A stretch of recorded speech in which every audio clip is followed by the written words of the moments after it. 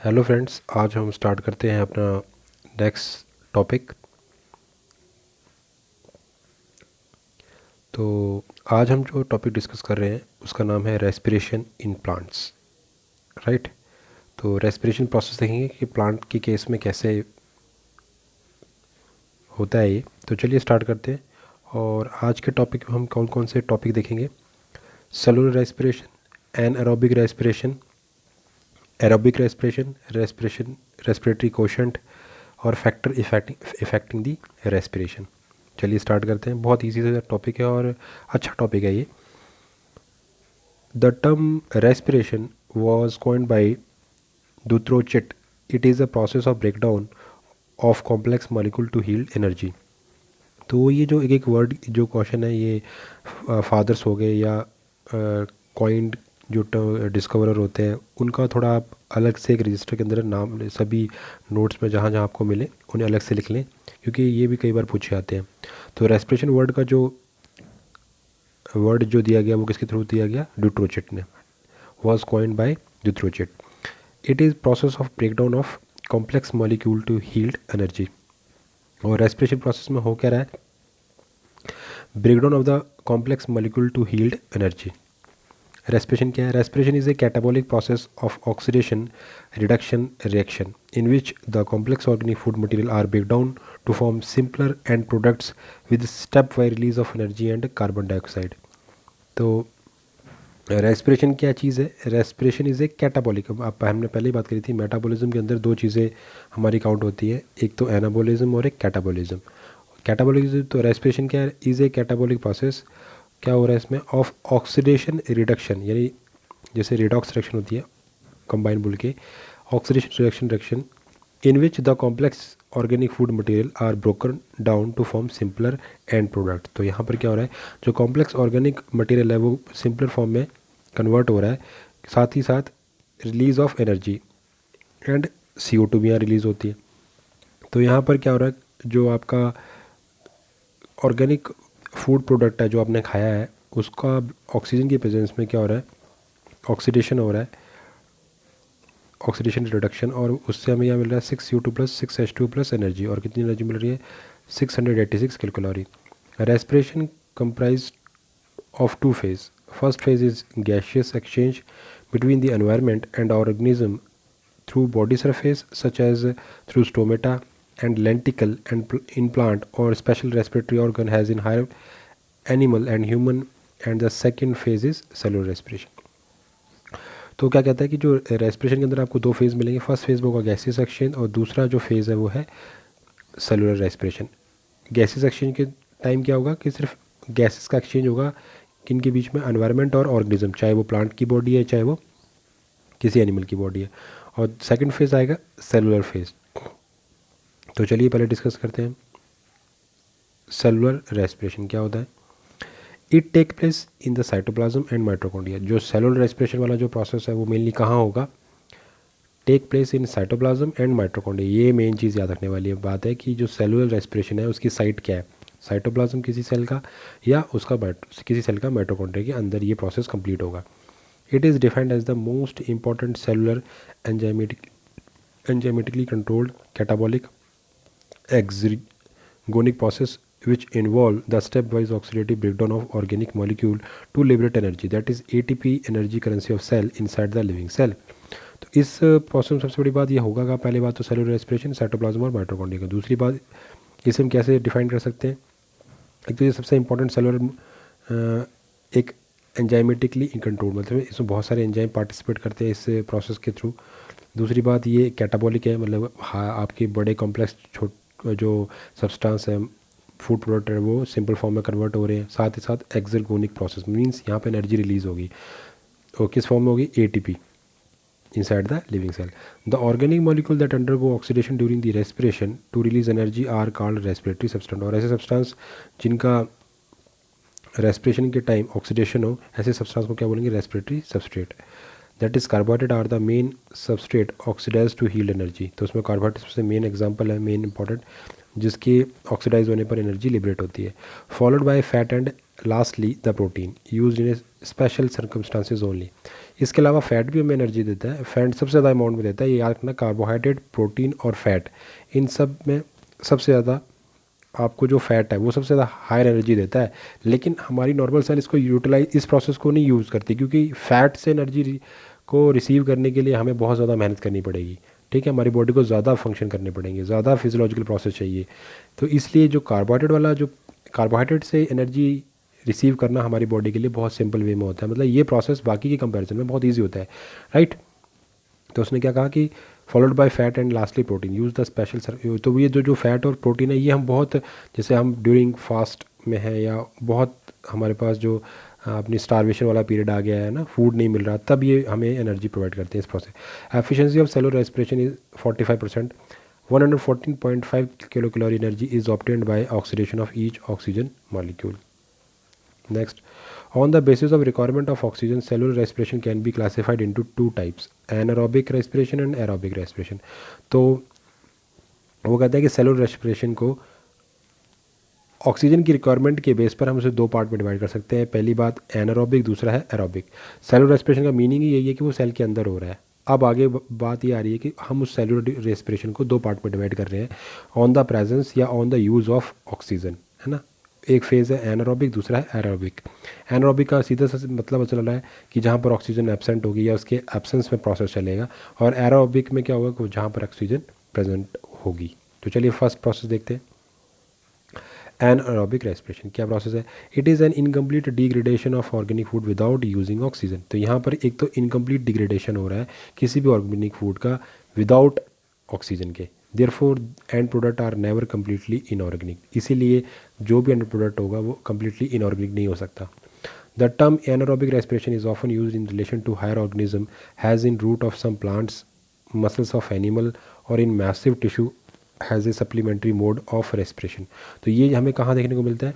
जितने भी हमारे हायर ऑर्गेनिज्म है, जैसे कि कुछ जो हमारे हायर प्लांट्स हैं उनकी रूट्स के अंदर, एनिमल की मसल्स के अंदर, और कुछ जो टिश्यू होता है मैसिव, उसके अंदर हमें देखने को मिलेगा एनारोबिक। जैसे हमारी जो मसल सेल्स होती हैं उनके अंदर जब यही प्रोसेस चलेगा। But it is exclusively mode of respiration in many prokaryote, several unicellular eukaryote and mould, and is referred to has a fermentation. तो हम इसे कैसे ले सकते हैं? हैज़ अ फर्मेंटेशन का जो प्रोसेस है वो एक्चुअल में एनारोबिक रेस्पिरेशन ही होता है। तो चलिए आगे देखते हैं process of fermentation. Fermentation, it is a general term for such process. It is a general process in which it is a general term for such processes which extract energy has ATP but do not consume oxygen or change the concentration of NADA positive or NADH. It is similar to anaerobic respiration. Generally the fermentation is of 4 type. तो उसने क्या कहा? तो हम क्या बात करेंगे, जो एनारोबिक प्रोसेस रेस्पिरेशन है वो एक्चुअल में क्या है? फर्मेंटेशन ही है। तो फर्मेंटेशन को समझ लें, फर्मेंटेशन क्या टर्म है? It is a general term for such process which extract energy has ATP but do not consume oxygen. यहाँ पर इस प्रोसेस में भी क्या हो रहा है कि मेनली क्या है, एनर्जी बनानी है हमने ATP, बट ऑक्सीजन का कंजम्पशन नहीं होगा और ना ही NADP पॉजिटिव और NADH की कंसनट्रेशन यहाँ कंज्यूम होगी। It is similar to anaerobic respiration. Generally the fermentation is of 4 type. पहला है alcoholic fermentation, then lactic acid fermentation and butyric acid fermentation, और लास्ट है एसिटिक एसिड फर्मेंटेशन। फर्स्ट देख लेते हैं alcoholic fermentation, common in yeast में देखी जाती है।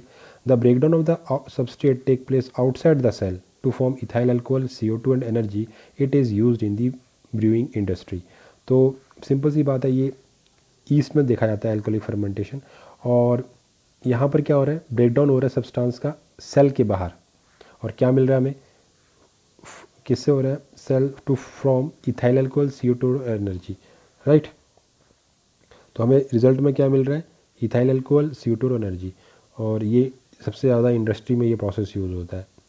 तो C6H12O6 एंजाइम के प्रेजेंस में 2CO2 + 2H2H5 है ना, CO2 और इथाइल अल्कोहल मिल गया, और साथ में एनर्जी मिली 59 किलो कैलोरी या 247 किलो जूल एनर्जी मिल गई हमें। सेकंड प्रोसेस है lactic acid fermentation, common in the lactobacillus. ये कहाँ मिलता है देखने में? लैक्टोबैसिलस के अंदर। Here, pyruvate is converted into lactic acid, NAD, and energy using lactic acid dehydrogenase जो एंजाइम है आपका, it is used in the production of curd, cheese और योगर्ट। तो ये लैक्टोबैसिलस इस प्रोसेस के अंदर तो देखने में मिलता है, और ये प्रोसेस की हेल्प से हमें क्या मिलता है, कर्ड, चीज़ और योगर्ट इसके अंदर हमें देखने को मिलेगा। तो 6 एस्टोलोज गिव एंजाइम्स, जो अपना एंजाइम ऊपर पड़े तो हमें क्या मिल जाएगा, लैक्टिक एसिड प्लस 36 किलोकैलोरी और या 150 kilo joule energy, right. Butyric acid fermentation common in the Clostridium. It is occur in the rotten butter due to the which it gave foul smell. तो हमें गंदी सी स्मेल आती है, खट्टी खट्टी। Next, acetic acid fermentation common in the acetic acid bacteria. This process use oxygen to release ethyl alcohol and acetic acid has a end product.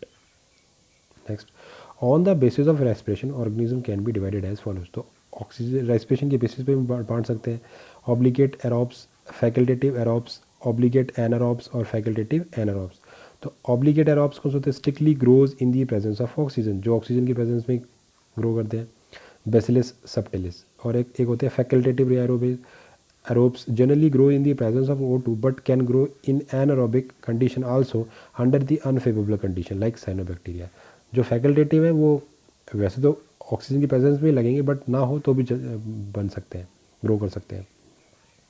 Next, obligate anaerobes grows only in the absence of O2। Example है clostridium बोटुलिनियम, तो example भी याद रखें। तो obligate anaerobes कौन से हुए, जो हमेशा ऑक्सीजन की प्रेजेंस में ही सर्वाइव कर सकते हैं। नेक्स्ट है facultative anaerobes, usually grow in the absence of oxygen but in adverse condition can grow in the presence of O2, clostridium tetani. तो वो कहता है कि ये वैसे तो ऑक्सीजन की एब्सेंस में लगते हैं, लेकिन बाई चांस अनफेवरेबल कंडीशन है, जो ऑक्सीजन आ भी जाए तो भी ये वहाँ पे सर्वाइव कर सकते हैं। कौन, क्लोस्ट्रीडियम टिटेनी। तो ये इस तरीके के जो हमारे पास जो ऑर्गेनिज्म होंगे उन्हें हम बोलेंगे फैकल्टेटिव एनारोब्स। तो अभी हमने सारा डिस्कस कर लिया कौन सा, एनारोबिक रेस्पिरेशन। अब हम बात करते हैं एरोबिक रेस्पिरेशन की। It is a step wise catabolic process of complete oxidation of organic food. तो यहाँ पर क्या हो रहा है, स्टेप वाइज फॉर्मूले के अंदर, एक मैनर के अंदर कैटाबॉलिक प्रोसेस हो रहा है of A complete oxidation of किसी भी ऑर्गेनिक फूड का कंप्लीट ऑक्सीडेशन होगा, मींस कैटाबॉलिक प्रोसेस चलेगा वहाँ पर, वो भी एक स्टेप वाइज, मतलब एक स्टेप टू स्टेप तरीके से, into CO2 and water and energy with oxygen acting as a terminal oxidant that take place in the cytosol। तो यहाँ पर जो ऑक्सीजन है वो ऐसे काम कर रही है टर्मिनल ऑक्सीडेंट की तरह, है ना, लास्ट में इसका यूज़ होता है ऑक्सीजन का एरोबिक रेस्पिरेशन के अंदर। तो C6H12O6 + 6 CO2 giving you an enzyme giving you 6 CO2 water और 686 किलोकैलोरी या 2870 kilojoule energy. It is completed in 2 pathway, that is common pathway and pentose phosphate pathway. तो ये जो प्रोसेस है वो 2 पाथवे में कंप्लीट होगा। पहला पाथवे है कॉमन पाथवे और दूसरा है पेंटोज फॉस्फेट पाथवे, PPP। तो याद रखने वाली बात है। Common pathway of aerobic respiration consist of 3 steps, glycolysis, Krebs cycle और ETS यानी electron transport chain and terminal oxidation. तो उसने क्या बोला, ये जो पाथवे आपका एरोबिक रेस्पिरेशन है वो 2 तरीके से होगा। पहला इसका कॉमन पाथवे है और दूसरा इसका पेंटोज फॉस्फेट पाथवे। तो जो कॉमन वाला पहले डिस्कस कर लेते हैं, glycolysis, Krebs cycle, electron transport chain and terminal oxidation. तो पहला हमारा आज हम साइकिल डिस्कस करते हैं अपनी ग्लाइकोलाइसिस। बहुत इंपॉर्टेंट और कई बार आपने पढ़ी हुई है, बस उसमें रट्टा नहीं मारना है, अपनी मेन बेसिक चीज़ें माइंड में रखनी है कि कहाँ पे क्या हो रहा है, तो उससे क्या होगा वहीं से क्वेश्चन अराइज होते हैं। तो ग्लाइकोलाइसिस ग्रीक लैंग्वेज में ग्लाइकोज का मतलब शुगर और लाइसिस का मतलब डिसोल्यूशन, मतलब उसका टूटना, was discovered by 3 German scientist Embden, Meyerhof और पारनास। इन्हीं के नाम पर से हम कहते हैं EMPF pathway. Next, it is defined as a stepwise degradation of glucose molecule into 2 molecule of pyruvic acid. It occur in cytoplasm। तो यहाँ पर क्या हो रहा है, अब आपको पता है जो ग्लूकोज का जो फार्मूला होता है वो होता है C6H12O6, है ना, ये ग्लूकोज का केमिकल फार्मूला है। तो ये यहाँ मतलब कार्बन के जो नंबर है वो 6 कार्बन है एक मॉलिक्यूल के अंदर, ग्लूकोज के एक मॉलिक्यूल के अंदर आपको क्या मिल रहे हैं, 6 कार्बन के मॉलिक्यूल। तो जब ये ग्लाइकोलाइसिस प्रोसेस एंड अप होगा तो आपको पायरुविक एसिड के 2 मॉलिक्यूल मिलेंगे, 3 कार्बन, क्योंकि पायरुविक एसिड में का जो केमिकल फार्मूला होता है वो 3 कार्बन से बनता है, 3 कार्बन का होता है। तो इसलिए आपको 2, अब जब ग्लूकोज टूटेगा तो 2 मॉलिक्यूल में 6 कार्बन है, 6 को जब आप डिवाइड करोगे तो 3 में का ग्रुप बनेगा, वो 3 का जो ग्रुप बना, जो मॉलिक्यूल बना, वो क्या कहलाएगा, pyruvic acid. It can be major pathway for ATP synthesis in tissue lacking. तो सबसे बड़ी बात ये कहाँ हो रही है, it occur in the cytoplasm, जो ग्लाइकोलाइसिस है वो साइटोप्लाज्म में होगी। It can be major pathway for the ATP synthesis in tissue lacking mitochondria, example erythrocytes, cornea, lens etcetera. तो उन्होंने कहा कि इस एटीपी सिंथेसिस का सबसे मेजर पाथवे कहाँ पर, ऐसे टिश्यू जिनके पास माइटोकॉन्ड्रिया ना हो, राइट। जिनके पास माइटोकॉन्ड्रिया नहीं है, ऐसे कौन कौन से हमारे पास एग्जांपल है, एरिथ्रोसाइट्स यानी आरबीसी। अब आपको पता है हमारी बॉडी के अंदर सिर्फ आरबीसी ही एक ऐसी सेल होती है जिसके पास न्यूक्लियस नहीं होता, राइट। मतलब कोई ऑर्गेनील ही नहीं होता, ये भी याद रखें। जब वो इनिशियल स्टेज पर होती है, इमेच्योर स्टेज पर होती है, जब उसका फॉर्मेशन चल रहा होता है, तब आरबीसी के पास सब कुछ होता है। लेकिन जैसे जैसे वो मेच्योर स्टेज पर पहुंचती है, फंक्शनली जब वो काम करने वाली होती है, जो उसका फंक्शन है आरबीसी का, तब उस स्टेज पर वो अपने सभी ऑर्गेनील्स को इंक्लूडिंग न्यूक्लियस को वो डिजेनरेट कर देती है। और इसीलिए उसका फिर एक जो लाइफ स्पैन है वो बहुत छोटा होता है, 120 दिन का। तो it can be major pathway of ATP synthesis in tissue lacking mitochondria like erythrocytes, cornea, lens etcetera. The net reaction of glycolysis is, अगर हम नेट शेल में बात करें तो मेन क्या रिएक्शन है, glucose plus 2 NADP positive plus 2 ADP plus 2 H3PO4 giving you 2 pyruvate, 2 NADH, 2 proton और 2 ATP। तो ये एक इसका नेट शेल में इसकी इक्वेशन है। और अब हम इसको स्टेप वाइज देखते हैं। Now systematic respiration of EMP pathway. पहला स्टेप है ग्लूकोज से ग्लूकोज 6 फॉस्फेट का बनना, और इसमें आपकी ATP यूज़ होता है, साथ में मैग्नीशियम आयन भी चाहिए होते हैं। और आपके पास जो एंजाइम लगा उसे कहते हैं हेक्सोकाइनेज, राइट। ये फर्स्ट स्टेप है। तो इसमें क्या हो रहा है, इट इज़ एन इरिवर्सिबल, सबसे बड़ी बात है ये इरिवर्सिबल प्रोसेस है।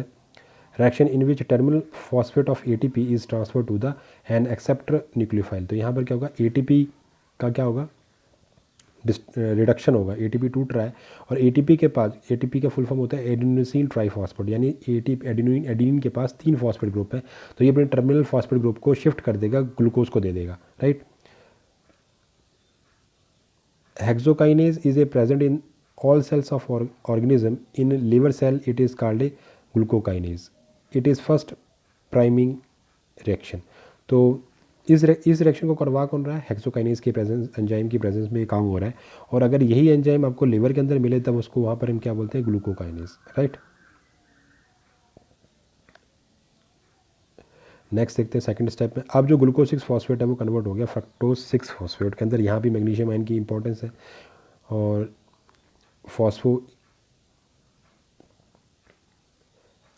फॉस्फोहेक्सो आइसोमेरेज एंजाइम यहाँ पे यूज़ हो रहा है।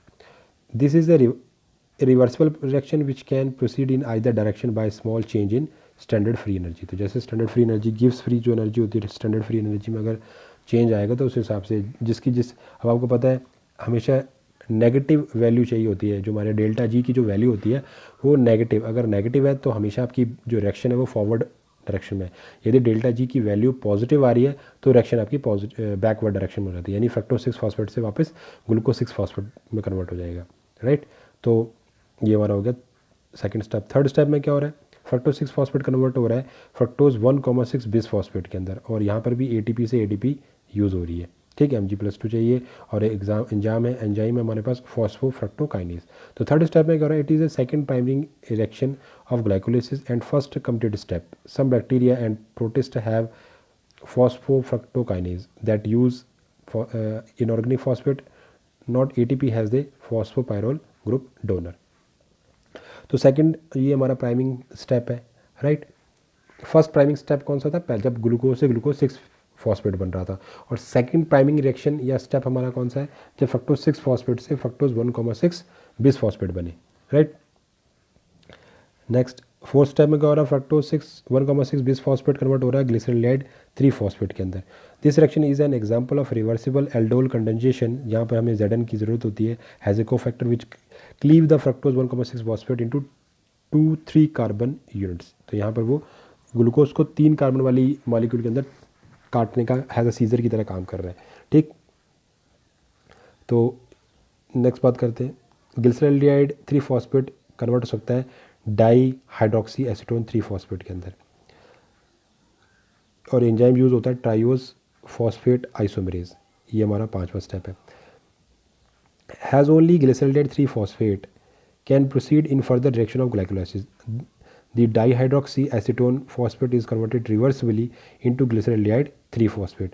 तो ये यहाँ इसमें कन्वर्ट होता है और वापस इसमें आता है, ठीक। तो ये जो स्टेप आपको 5 वाला है इसको आपने अच्छे से याद रखना है।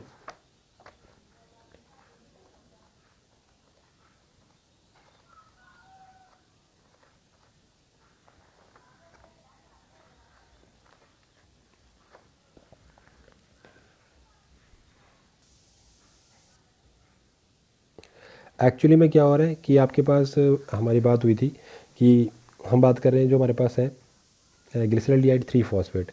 ये जो ग्लिसरॉल्डिहाइड 3-फॉस्फेट है ये आगे 5th स्टेप के अंदर ट्राइओज फॉस्फेट आइसोमेरेज के एंजाइम की प्रेजेंस में डाईहाइड्रोक्सी एसीटोन 3-फॉस्फेट में कन्वर्ट हो गया है ना।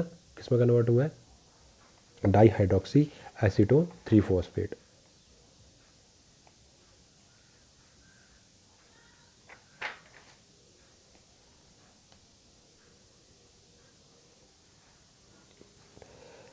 तो यहाँ पर क्या हो रहा है? हैज़ ओनली ग्लिसरॉल्डिहाइड 3-फॉस्फेट can proceed in further direction of glycolysis the dihydroxy acetone phosphate is converted reversibly, वो वापस में आ जाते हैं। आगे देखते हैं फिर 6th स्टेप में क्या हो रहा है? The first step of the pay off phase that eventually lead to the formation of ATP, this reaction is irreversible inhibited by Mg+2 ions. तो अब ये जो जो the first step of pay off, जो ऊपर वाले थे वो सारे के सारे थे पे ऑफ स्टेप थे, राइट। अब नीचे वाले हैं तो अब हम देखते हैं इस स्टेप में क्या हो रहा है कि जो हमारा NADP पॉजिटिव है वो कन्वर्ट हो रहा है NADH के अंदर, साथ में इनऑर्गेनिक फॉस्फेट लग रही है और एंजाइम लग रहा है ग्लिसरॉल्डिहाइड 3-फॉस्फेट डिहाइड्रोजिनेज। और हमें क्या मिल रहे हैं? 2 मॉलिक्यूल मिल रहे हैं 1,3 बाई फॉस्फोग्लिसरेट के।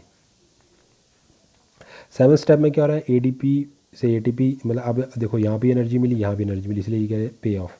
तो ये फॉस्फोग्लिसरेट काइनेज एंजाइम की प्रेजेंस में हमें क्या मिल गया? 2 मॉलिक्यूल मिले 3-फॉस्फोग्लिसरेट के। It is an exergonic reaction which is in combination with step 6 constitute an energy coupling process. It is an example of substrate level phosphorylation, right? Next step में क्या होगा? जो हमारा 3-फॉस्फोग्लिसरेट है वो कन्वर्ट हो रहा है 2-फॉस्फोग्लिसरेट के अंदर। In this reaction the enzyme phosphoglycerate म्यूटेज catalase A reversible shift of phosphoryl group between the carbon C2 से कार्बन 3 की तरफ से ग्रुप दे दिया। 9 स्टेप में क्या हो रहा है? The enzymes enolase promote reversible removal of H2O molecule from 2-फॉस्फोग्लिसरेट to produce the phosphoenol pyruvate. तो यहाँ पर जो 9th स्टेप पे इनलोज एंजाइम की प्रेजेंस में हमारा 2-फॉस्फोग्लिसरेट कन्वर्ट हो गया फॉस्फेनोल पायरुवेट के अंदर, पैप के अंदर। क्या बोलते हैं उसको? फॉस्फेनोल पायरुवेट या PEP. In this next step में क्या होगा? ADP, फिर हमें से ATP बन गई। In this substrate level phosphorylation the product of first appear in the enol form and rapidly converted into non enzymatically to its keto form at pH 7। तो ये एक सिस्टमेटिक हमारे पास प्रेजेंटेशन थी, ग्लाइकोलिसिस थी। तो यहाँ पर भी क्या हुआ? अब लास्ट में रिजल्ट में क्या मिला? 2 पायरुवेट हमारे पास रिसीव हुए, राइट। तो इस तरीके से आपने ये सारी रिएक्शन देखी। तो मेन स्टेप क्या आपके को किस स्टेप पर क्या एंजाइम यूज़ हो रहा है, वो एंजाइम्स यहाँ मैटर करते हैं कि आप अपने अपने एंजाइम्स को याद रखें, ठीक।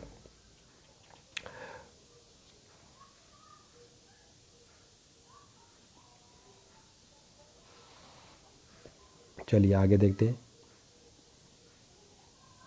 नेक्स्ट अब हम बात करते हैं the net result of glycolysis can be given as follows. अब हमें ये देखना है कि, और मेन यही है मेन इंपॉर्टेंट, कि कितनी ATP की कितने ADP कितना क्या यूज़ हो रहा है। तो जल्द देखते हैं रिएक्शन स्टेप प्रोडक्ट और ATP। तो ATP formation by substrate phosphorylation. तो जो स्टेप था जहाँ पर 1,3 डाई फॉस्फोग्लिसरिक एसिड से आपको मिले 3-फॉस्फोग्लिसरिक एसिड, है ना। ये जो स्टेप था हमारा जहाँ पर 1,3 डाई फॉस्फोग्लिसरिक एसिड से हमें क्या मिल रहा था? 3-फॉस्फो। ये हमारा 7th स्टेप है, याद रखना इसको। ये हमारा 7th स्टेप है। यहाँ पर हमें 2 ATP मिले और प्रोडक्ट में हमें 2 ATP लगे, ठीक है। तो हमें 2 ATP मिल गए। नेक्स्ट एक स्टेप हमारा phosphoenol pyruvic acid. Phosphoenol pyruvic acid से हमें रिजल्ट में मिले 2 पायरुविक एसिड। यहाँ पे भी हमें 2 ATP प्रोडक्ट हमें मिला, इनमें मिला हमें रिजल्ट में ना। तो टोटल हमारे पास 4 ATP यहाँ पे रिसीव हुए, बन गए यहाँ पे। तो ये जो स्टेप था हमारा 10वां स्टेप था, जिसमें ऊपर वाला स्टेप था 7th और ये 10। याद रखना कि 7वें स्टेप में और 10वें स्टेप में हमें टोटल 4 ATP मिल गए, राइट। अब देखते हैं ATP formation by the oxidative phosphorylation और ETC। तो आपका जो ग्लिसरॉल्डिहाइड 3 फॉस्फेट है उसको आपने वो कन्वर्ट हो रहा है ग्लिसरॉल्डिहाइड, जो स्टेप था हमारा ग्लिसरॉल्डिहाइड 3 फॉस्फेट, वो बना रहा है 1,3 बाई फॉस्फोग्लिसरेट, है ना। वहाँ पर 2 NADH लगे थे और 6 ATP। मतलब जो 2 NADH हैं वो किसके इक्वल होते हैं, 6 ATP के। हमें मिले हैं दो NADH और ये कितने के बराबर होते हैं, 6 ATP के। तो यहाँ अगर हम देखें तो टोटल ATP हमें यहाँ पे कितने मिल गए, टोटल ATP मिले हमें 4 + 6, 4 + 6 गिविंग यू 10 ATP, राइट। तो ATP कंज्यूम, कुछ ATP में कंज्यूम भी हुए थे। जब हमने ग्लूकोज से ग्लूकोज 6 फॉस्फेट बनाया वहाँ पर हमारी 1 ATP लगी। फ्रक्टोज 6 फॉस्फेट से जब हमने फ्रक्टोज 1,6 बनाया तब हमारी 1 ATP लगी, यानी कि 2 ATP खर्च भी हुई है। तो इन्हें हमें माइनस करना पड़ेगा, तो नेट तो हमें माइनस हमें करना पड़ेगा। तो यहाँ पर क्या हुआ, नेट गेन के लिए हमें total ATP minus total ATP consume, है ना, फॉर्म जितनी बनी उसमें से जितनी कंज्यूम को माइनस कर देंगे। तो 10 ATP minus 2 ATP giving you 8 ATP। तो ये आपको क्या मिला, 8 ATP यहाँ पे आपको रिसीव हो गए। समझा की बात। अब इसके अलावा तो उसने यहाँ पर एक बात बोली थी, ATP formation by the substrate phosphorylation, और दूसरी उसने यहाँ पे बात बोली है ATP formation by the oxidative phosphorylation और ETS कि आगे फर्दर हम जाएं ETS साइकिल तक। तो अब आगे देखते हैं, लास्ट हमारा स्टेप है oxidative decarboxylation of pyruvic acid. In the presence of sufficient oxygen each 3 carbon pyruvate molecule यानी CH3COCOOH enter in the mitochondrial matrix where its oxidation is completely by aerobic mean। तो अब क्या होगा, presence of the sufficient oxygen, जो हमारे pyruvic acid है वो कहाँ चले जाएंगे, माइटोकॉन्ड्रियल मैट्रिक्स के अंदर, ठीक। Where it is oxidation is complete aerobic में, अब वहाँ पर एरोबिक कंडीशन चलेगी। This reaction is also called has a transition reaction और link reaction between the glycolysis and Kreb cycle. क्या बोल रहा है, दिस रिएक्शन इज आल्सो, अब हम इस रिएक्शन को क्या बोलेंगे, ट्रांजिशन रिएक्शन या लिंक रिएक्शन, जो किसके बीच में, अब आपसे एक नंबर में यहाँ पर क्वेश्चन डायरेक्ट पूछ सकता है कि ग्लाइकोलिसिस और क्रेब साइकिल के बीच में लिंक रिएक्शन कौन सी होती है, तो वो कौन सी होती है, जो ये वाली है, ऑक्सीडेटिव डीकॉर्बोक्सिलेशन ऑफ पायरुविक एसिड। तो यहाँ लिंक रिएक्शन है ये आपकी। तो यहाँ पे क्या हो रहा है, जो पायरुविक एसिड है वो कोएंजाइम ए के साथ रिएक्ट करेगा, साथ में NADP पॉजिटिव लगेगा, और एंजाइम की हमारे पास pyruvic dehydrogenase multi enzyme complex TPP यानी thiamine phosphate pyrophosphate and lipoic acid और Mg+2 ions has a get हमारे कोफैक्टर की तरह काम कर रहे हैं, और आपको क्या मिल जाएगा, एसिल कोएंजाइम। ये एसिल कोएंजाइम आगे जाके क्रेब साइकिल को स्टार्ट करेगा, राइट। ये acyl coenzyme A plus CO2 plus NADP positive और H प्रोटॉन। तो ये इस तरीके से हमें पता चल गया। तो नेक्स्ट जो हमारी क्रेब साइकिल है या जिसे हम ट्राई कार्बोक्सिलिक एसिड साइकिल कहते हैं, उसे हम नेक्स्ट वीडियो में स्टार्ट करेंगे। तो थैंक यू सो मच। इस वीडियो को दोबारा देखें, अच्छे से देखें और अपने फ्रेंड्स के साथ शेयर करें, right. Thank you so much.